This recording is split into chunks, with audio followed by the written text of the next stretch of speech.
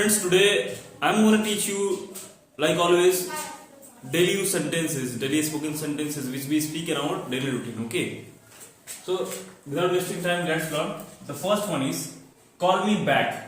देखिए call me back हम लोग यूज कब करते हैं, जब मान लीजिए आपने किसी को फोन करा, ठीक है, और उसने फोन नहीं उठाया था, आप क्या कर सकते हो, वहां पे मैसेज टेक्स्ट कर सकते हैं कि आप मुझे क्या करना, फोन करना। कॉल मी बैक मतलब मुझे उधर से फोन करना, मतलब वापस फोन करना।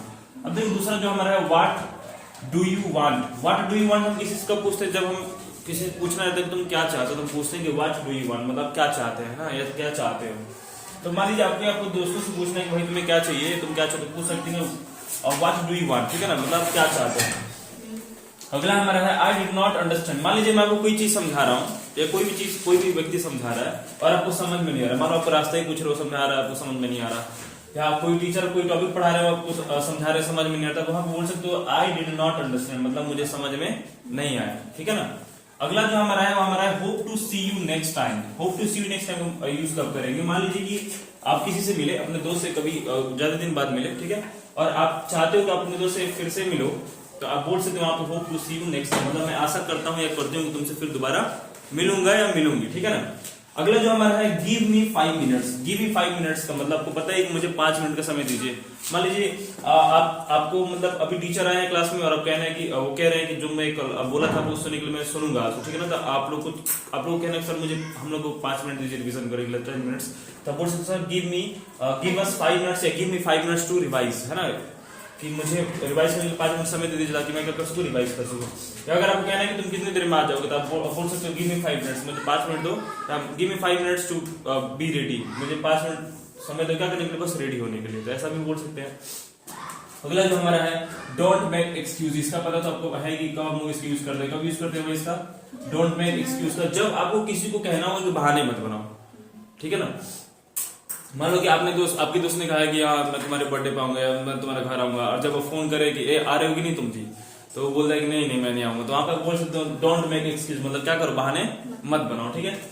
मतलब इस सारी सिचुएशन हम क्या कर सकते हैं, इसको यूज कर सकते हैं। अगला जो हमारा है you deserve it. Deserve it मतलब होता है आप इसके काबिल हैं, आप इसके लायक हैं, ठीक है।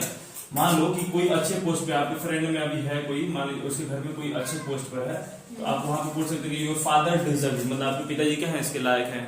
या मान लीजिए कि कोई आपकी क्लास में फर्स्ट आ गया और आपको लगता था कि हाँ वो इसके काबिल से, तो बोल सकते हैं कि यू डिजर्व इट, मतलब आप इसके लायक थे, आप इसके लायक हैं।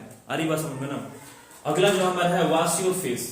वॉश योर फेस, अब जरूरी नहीं है वॉश योर फेस बोलना हो तभी बोलेंगे, वॉश योर हैंड भी बोल सकते हैं, मतलब खाने के पहले और खाने के बाद हमें क्या करना चाहिए, हमें अपना हाथ धोना चाहिए, तो हम बोल सकते हैं कि वॉश योर फेस। अगर कोई सुबह से उठा है और उसके चेहरे पर मान लो कि ऐसी 12 बजे होते तो हम बोल सकते हैं वॉश योर फेस, और खाना खाने जाना है तो बोल सकते हैं वॉश योर हैंड। आपको कहना है कि मैं मतलब हाथ धोने जाता हूँ, क्या बोलेंगे I am going to wash my hand, उस सेंटेंस को यूज कर सकते हैं, ठीक है ना। अब जो हमारा 9th नंबर को हमारा है comb your hair. Comb your hair मतलब वो पता ही, बालों को क्या कर लो, कंघी कर लो। एंड आई एट ऑलरेडी का मतलब क्या होता है, आई एट ऑलरेडी का मतलब होता है कि मैंने पहले ही खा लिया। मान लीजिए आपसे कोई पूछता है कि तुमने खाना खा लिया या तुम खाना खाओगे, तो आप वही वहां पर अगर खाली होते तो आप क्या बोलते, मैंने खाना खा लिया, तब क्या बोलोगे, आई एट ऑलरेडी। अगर आप कहना मैंने पहले से ही खाना खा लिया है, तब क्या बोलोगे, आई हैव ईटन ऑलरेडी। अगर आप कहना मैंने खा लिया तो क्या बोलेंगे, आई एट ऑलरेडी। आ रही बात समझ में। तो ये कुछ यूजफुल सेंटेंस है जो हम क्या कर सकते हैं, यूज करके अपने डे टू डे लाइफ में इसको बोल सकते हैं और समझ सकते हैं कैसे बोलेंगे। आई होप कि आपको समझ में आया होगा। ओके, नोट करिए इसको, और इसको आई होप कि आप बोलेंगे